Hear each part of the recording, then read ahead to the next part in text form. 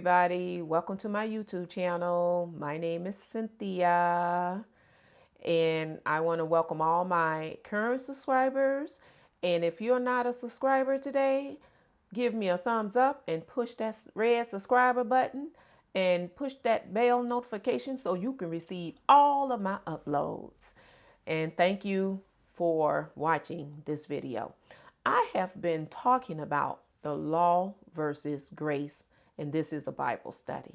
And under that topic, I'm going to be talking about the origin of sin.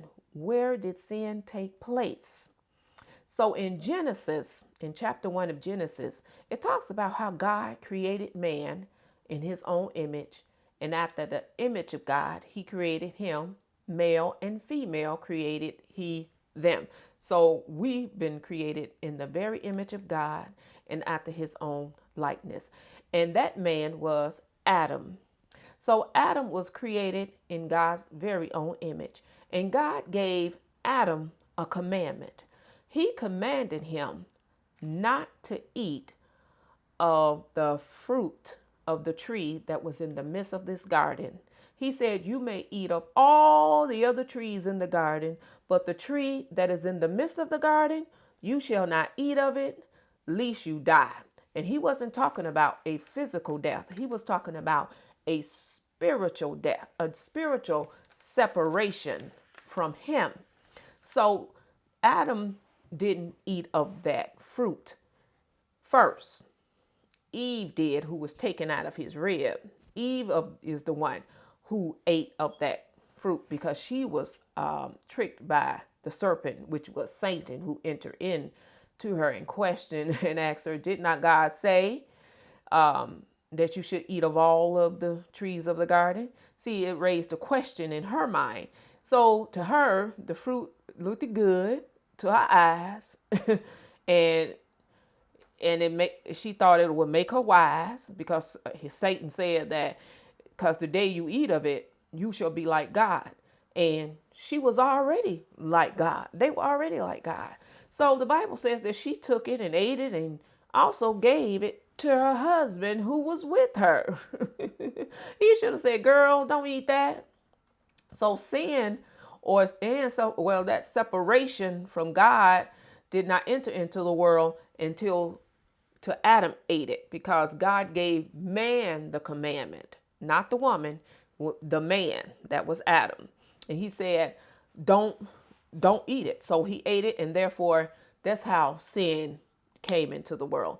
And the word says that by one man sin entered into the world, and death came by sin. So death came upon all men.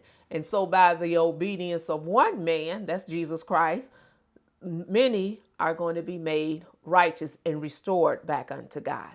So Adam did eat of the fruit of that tree, and therefore it separated us spiritually from God. But hey, wait 1 minute. God had a plan, honey. He didn't just leave us there. So let's fast forward. He found Abraham. He had Abraham. He had made a covenant with Abraham and told him that your seed through your seed shall be blessed and inherit this earth. And if the Bible tells us in Galatians 3:29, if you be Christ's, then are you Abraham's seed according to the promise. And if you read Genesis 17, it'll give you what you need and how God cut that covenant with Abraham, and to bring that lineage, Jesus, through that, so that God can restore us back to himself. And even after that period of time between Moses and Abraham, there was no law. The law was not instituted until Exodus chapter 20. Right after, in Exodus chapter 19, the children of Israel, as Moses constantly went to them and told them what God said, and as they would, and then Moses would take back to what the people said to God, and they said this after Moses told them something. There was a conversation. They said, all that God commanded us to do, we will do it. See, that's they were all up into self they were trying to live like God without God, and God sensed that. Because I read that, and it sounds like, oh, that's so noble. They say all that God told us to do, we would do it. And see, that's a sense of being trying to be like God without God, and not depending on God, and trying to live that Christian, just like now, people trying to be like God, without having a relationship with him, without communing and talking to him, and he talking back to you throughout the day. That's that thing right there. All that God commanded us, Moses, we will do. And God say, okay, they think they don't need me. So that's when if you look over from chapter 19 of Exodus over into 20, that's when the law was put into place, because there was no law between Genesis and between Genesis and Exodus. There was Moses and between Adam and Moses, there was no law until Exodus chapter 20. And that's when the law, not only the 10 commandments, which God wrote with his own finger and gave it to Moses to take it to the children of Israel, there were 6, I don't know why I keep saying 16, but anyway, it was 613 laws.